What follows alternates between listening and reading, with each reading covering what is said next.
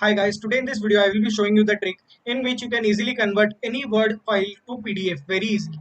So let's start, but before that I just need to say one thing. If you have not subscribed my channel, please subscribe it so that I will upload more and more videos which are really needed for you. So let's start. First of all, you can see this is the Word file which I need to upload in a website which will convert that into PDF and then we can download the PDF. Okay. So in the Google I will search Word to PDF. Then you can go with this second website. It is very much trusted. So just click on that. Click on the choose files.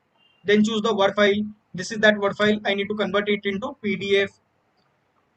Just click on enter. Once you click on enter, it will first of all upload that. Then once it is converted to the PDF format, then you can download it.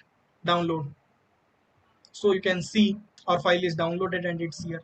It is a PDF format of that file, and you can send this PDF to anyone. Please hit the like button if this video is helpful. That's all for today guys. Thank you for watching.